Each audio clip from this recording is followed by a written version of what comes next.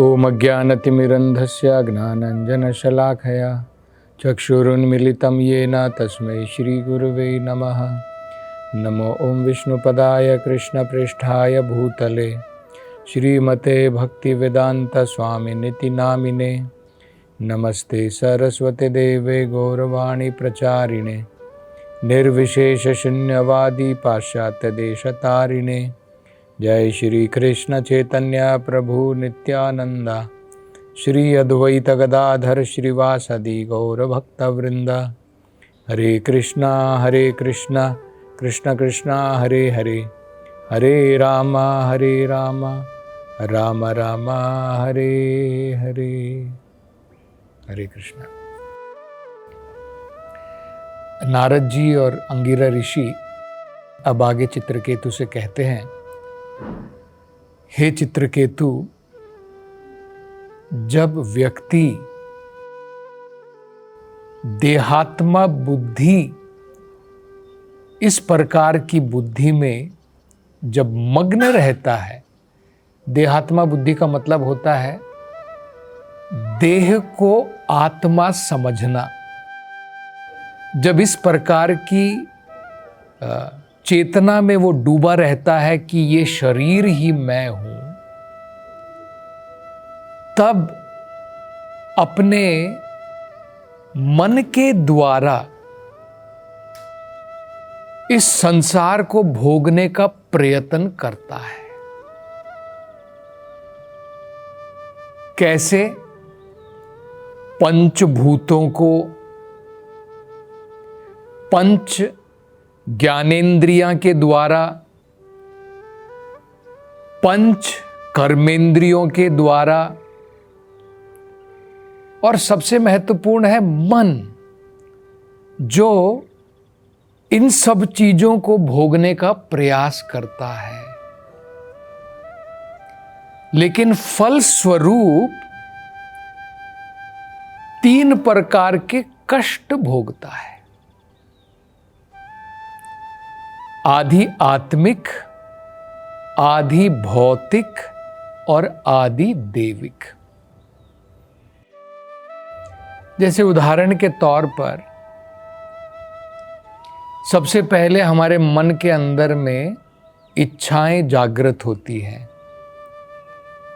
मान लीजिए आपकी इच्छा है, मैं बहुत बड़ा बंगला बनाना चाहता हूं, या फिर मैं एक बहुत महंगी कार खरीदना चाहता हूं।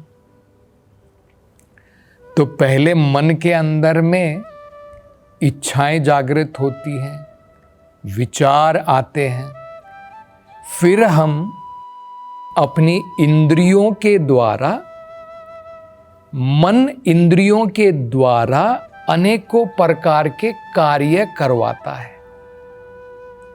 हाथों के द्वारा, पांव के द्वारा, आंखों के द्वारा, कानों के द्वारा, इन पंचेंद्रियों के द्वारा 5 ज्ञान की इंद्रियां, 5 कर्म की इंद्रियां, इनके द्वारा हम अनेकों प्रयास करते हैं। और फिर मान लीजिए आप कार लेकर के आ जाते हैं, या आपने बहुत बड़ा बंगला बना लिया है। अब ये भौतिक संसार है। बाद में मान लीजिए क्या होता है, आपकी कार जब उसका एक्सीडेंट हो जाता है, तो आपके मन के द्वारा आपको बहुत दुख पहुंचता है। ये समझने का प्रयत्न कीजिए। जब मन किसी वस्तुओं के प्रति आसक्त हो जाता है, और अगर वो वस्तु हमेशा नहीं रहेगी, वो वस्तु गुम जाने के बाद, खो जाने के बाद, टूट जाने के बाद हमें पीड़ा प्रदान करती है। तो मन जो है, ये सबसे बड़ा कारण है इस भौतिक संसार में अनेकों प्रकार के दुखों को भोगने का सबसे बड़ा कारण मन है। भगवान भी भगवत गीता में यही बताते हैं। देखिए, भगवान कह रहे हैं, ममेव अंशो जीवलोके जीवभूता सनातना मनः षष्ठ इंद्रियाणि प्रकृति स्थानी कर्षति। भगवान कह रहे हैं जो जीव इस भौतिक संसार में है, ये कौन है? ये शरीर नहीं है, ये मेरा अंश है। ममेव अंशो जीवलोके, और ये क्या है? सनातना, वो मेरा सनातन अंश है।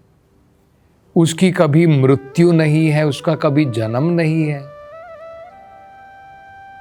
लेकिन मनः षष्ठ इंद्रियाणि, मन को मिला करके 5 इंद्रियों के साथ में, आंखों के द्वारा, कानों के द्वारा जब जीव कार्य करता है, इन 6 के द्वारा, मन और 5 इंद्रियां, प्रकृति स्थानी कर्षति, वो केवल संघर्ष करने में लगा है। मन के द्वारा, इंद्रियों के द्वारा भोगने का प्रयास करता है संसार को, लेकिन असल में संघर्ष में लगा है और अनेकों प्रकार के कष्ट भोगता है। तो ये समझना बड़ा महत्वपूर्ण है। इसी प्रकार से मन के द्वारा जब आप किसी वस्तु से आसक्त हो जाते हैं, तो वो हमें अनेकों प्रकार के दुख भोगने पड़ते हैं। तो इस भौतिक संसार में सब कुछ टेम्परेरी है। हमें अपने मन को इन भौतिक टेम्परेरी वस्तुओं से आसक्त नहीं करना चाहिए। मन को भगवान के चरण कमलों पर लगाना चाहिए, जो मन के लिए सबसे बढ़िया स्थान है आसक्त होने के लिए। क्योंकि भगवान के चरण कमल जो हैं वो टेम्परेरी नहीं है, और मन जब भगवान के चरण कमलों पर लगेगा तभी जाकर के आत्मा को शांति की और आनंद की प्राप्ति होती है। मन को जब तक हम लोग भौतिक वस्तुओं पर लगाएंगे, उनसे आसक्त हो जाएंगे, तो केवल पीड़ा और दुख भोगेंगे। जैसे यहां पर नारद जी और अंगिरा ऋषि जो है चित्रकेतु से कह रहे हैं, 3 प्रकार के दुख भोगने पड़ते हैं। एक होता है आधि आत्मिक, मतलब जो हमारा शरीर या हमारा मन हमें पीड़ा देता है। मान लीजिए आपका शरीर बीमार है, आपका आपके हाथ के अंदर में दर्द है, या फिर कोई पेट में बीमारी है, तो इससे क्या होता है? हमें पीड़ा होती है, दुख होता है। आपका शरीर स्वस्थ है लेकिन मन में चिंता है, तब भी हमें कष्ट भोगना पड़ता है। मतलब एक कष्ट जो है हमारा ही शरीर और हमारा ही मन हमें देता है, उसे क्या कहते हैं?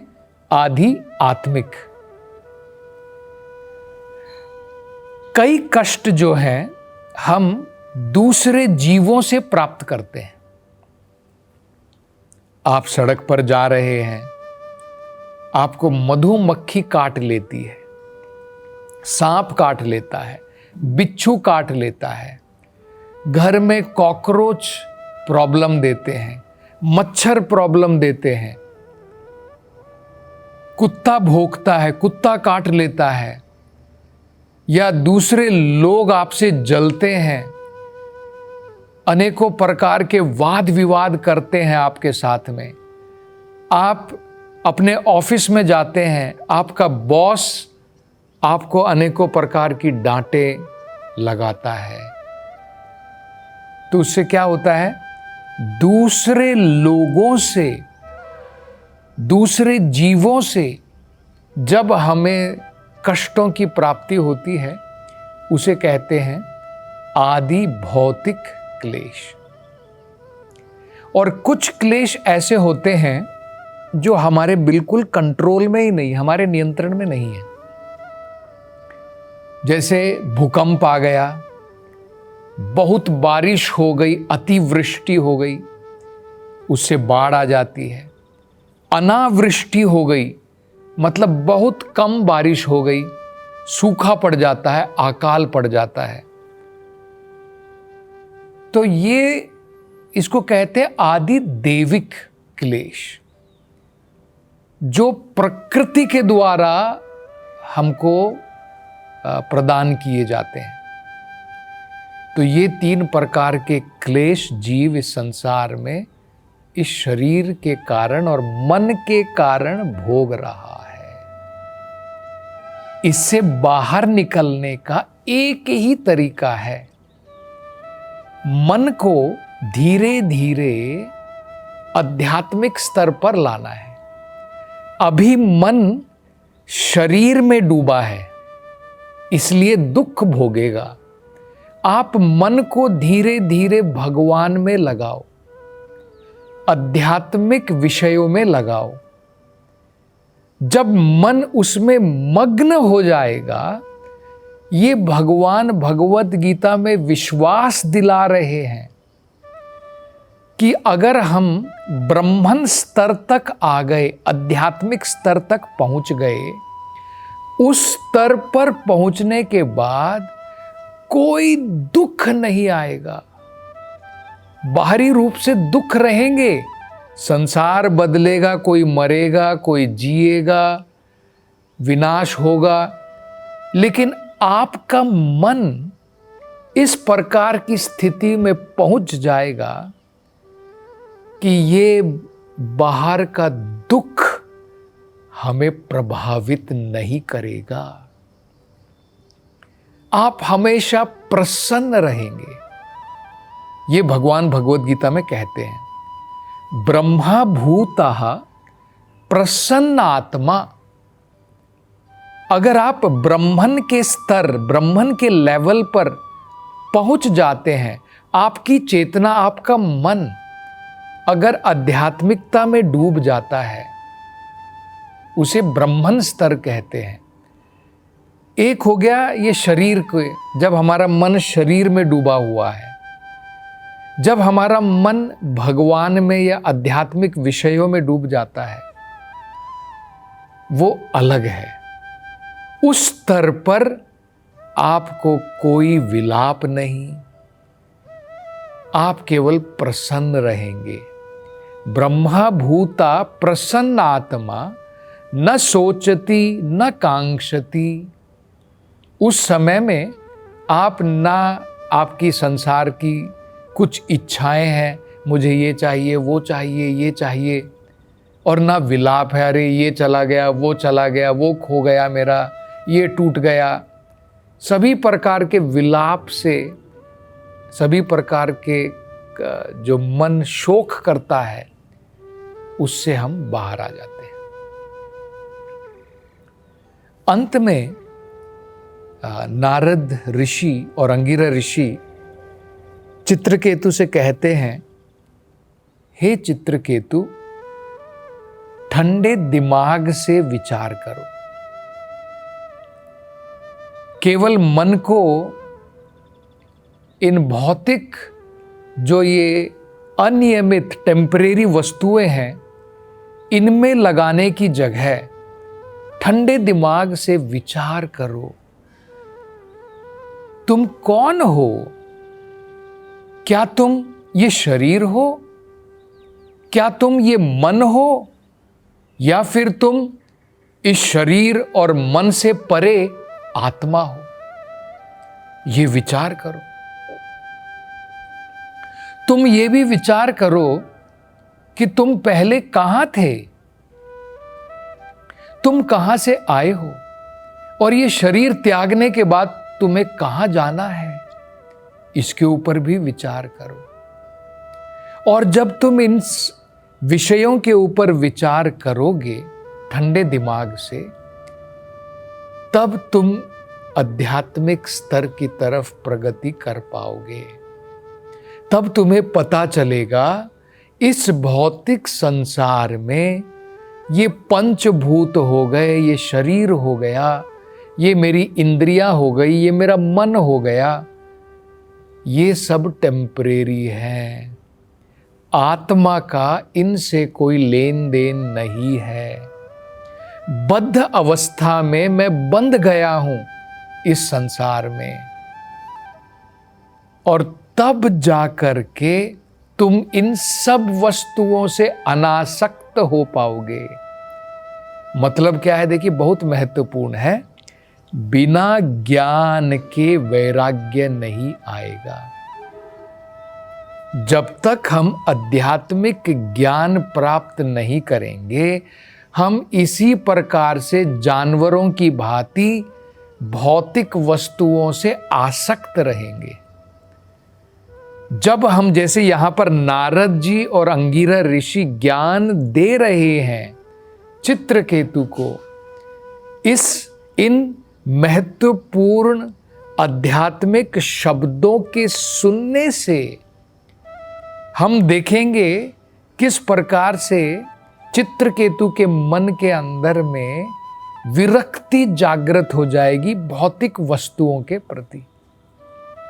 और नारद जी कहते हैं, हे चित्रकेतु, मैं तुम्हें भगवान के ऊपर ध्यान लगाने का मंत्र प्रदान करूंगा और विश्वास दिलाता हूं कि 7 दिन के अंदर में अगर तुम इसका पालन करोगे जो मैं बता रहा हूं, तुम्हें साक्षात भगवत दर्शन होंगे। तो और इस विषय में चर्चा हम अगली कथा में करेंगे। हरे कृष्णा।